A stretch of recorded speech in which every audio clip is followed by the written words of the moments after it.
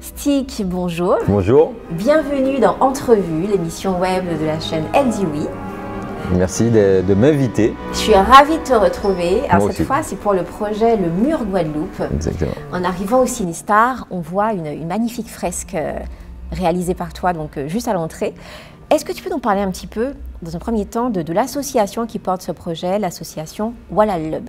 Alors oui, alors déjà, comme le nom est un peu compliqué à prononcer, j'ai tendance à l'appeler Wal. Ouais. C'est les initiales de Walalub et en même temps, ça fait référence au mot wall en anglais, mur, Ouais. qui veut dire mur. Donc c'est un petit lien, c'est un petit rapport et c'est un peu ce que j'essaie de faire aussi dans toutes mes actions, qui est toujours un lien ou un rapport, tu vois. L'association, en fait, elle a été créée en 2014. Par des danseuses orientales, donc c'est pour ça. Guadeloupe, ça veut dire Guadeloupe, donc en arabe, donc d'où vient le nom, c'est pour ça.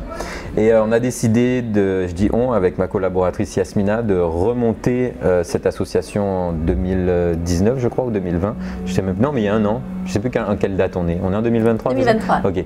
Donc l'année dernière, en 2022, on a décidé de la remonter parce qu'on a commencé à travailler ensemble.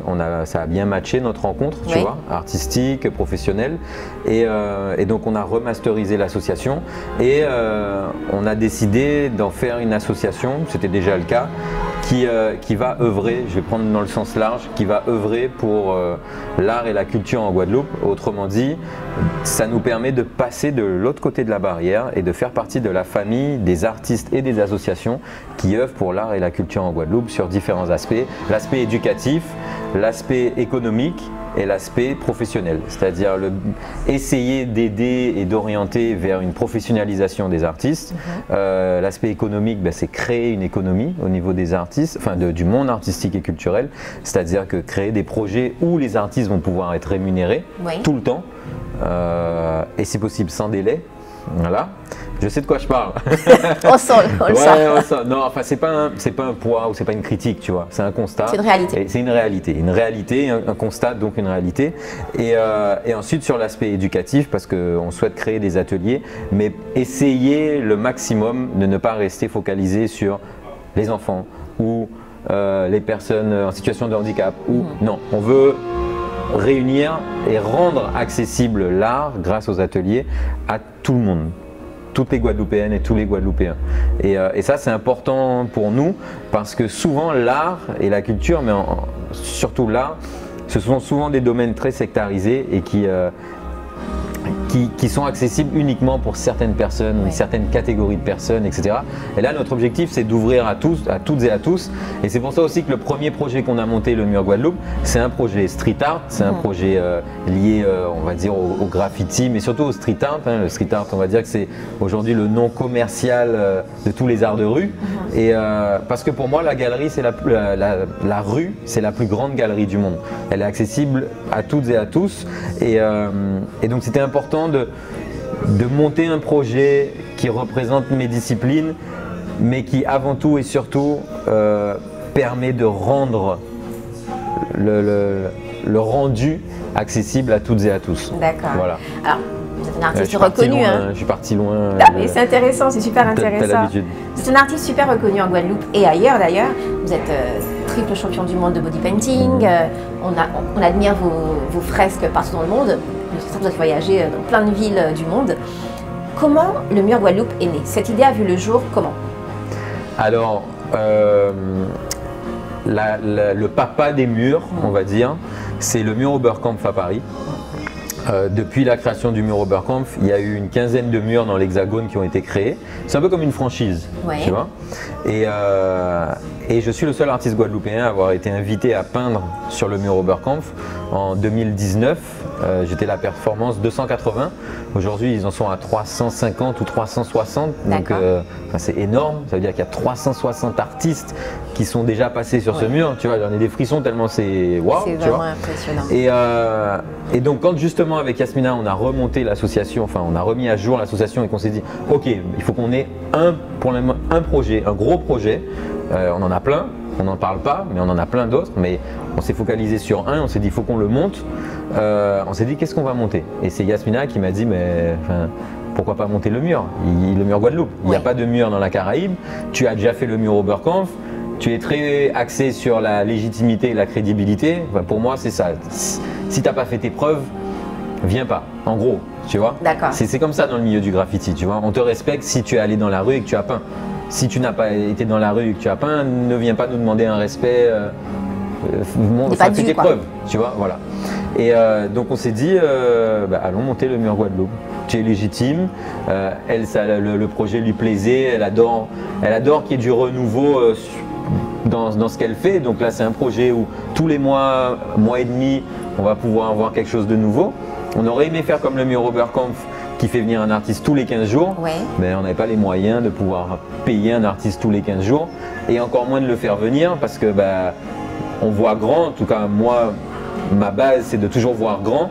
Donc on ne voulait pas se focaliser uniquement sur les artistes guadeloupéens. C'est pas péjoratif, mais l'objectif est d'aller plus loin. C'est-à-dire qu'en faisant venir des artistes de l'extérieur, on fait connaître la Guadeloupe à l'extérieur et en même temps on permet aux Guadeloupéens et Guadeloupéennes, citoyens, citoyennes et artistes de rencontrer des gens de l'extérieur qui viennent laisser une trace.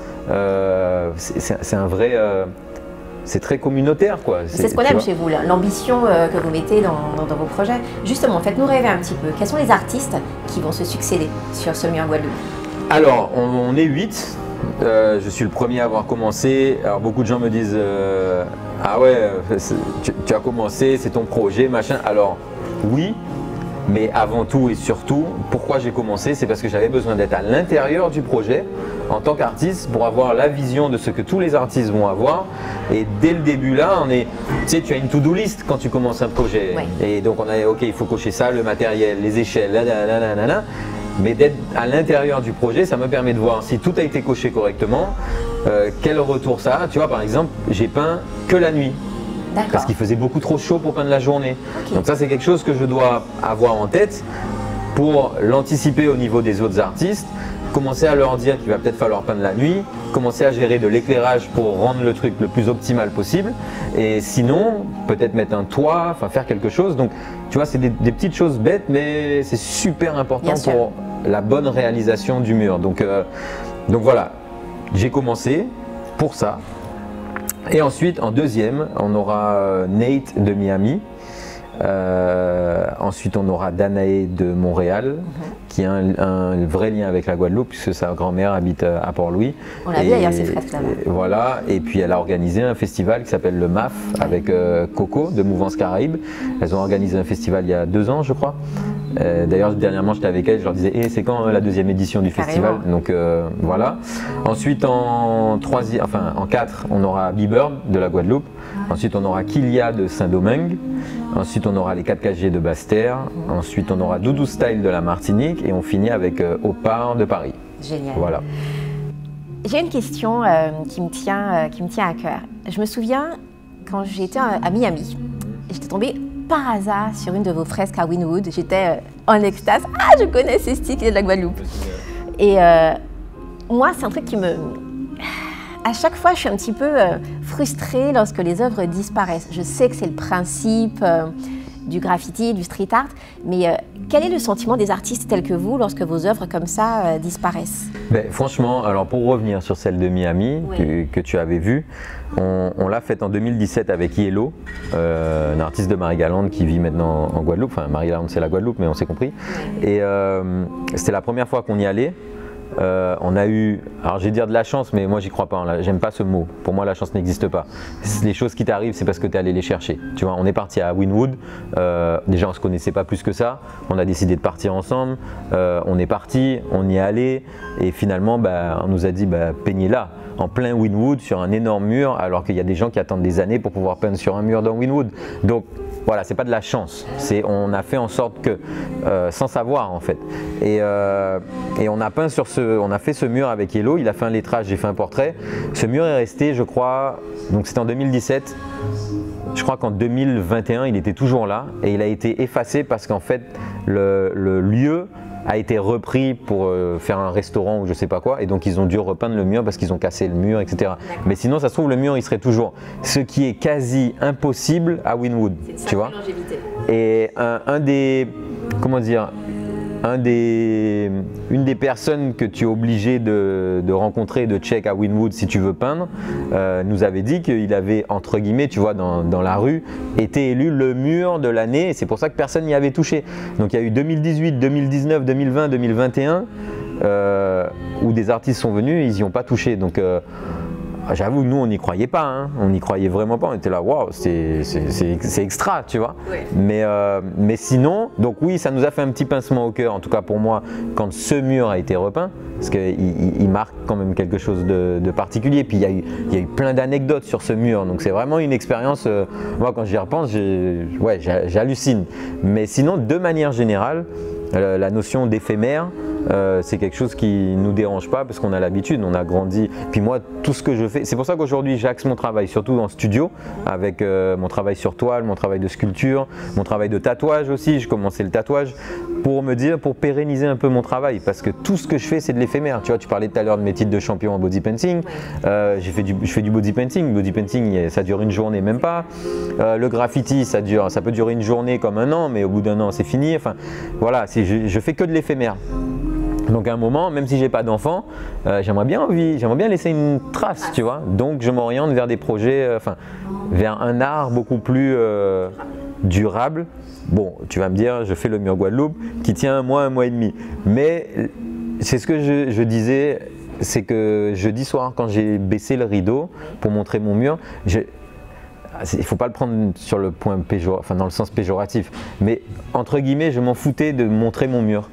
Je montrais mon projet, tu vois. Et c'est pour ça que j'étais ému, parce qu'en fait, ça fait 1 an qu'on travaille dessus. Et là, j'étais en lâchant ce rideau, pour moi, je lâchais la fin d'1 an de préparation et j'ouvrais à, j'espère, 10 ans, 15 ans de projet, tu vois. D'accord. J'ouvrais sur quelque chose de nouveau et pas sur des œuvres éphémères. Je comprends. Avant de se quitter, il faut savoir… Ben oui, c'est court, c'est le principe de l'émission.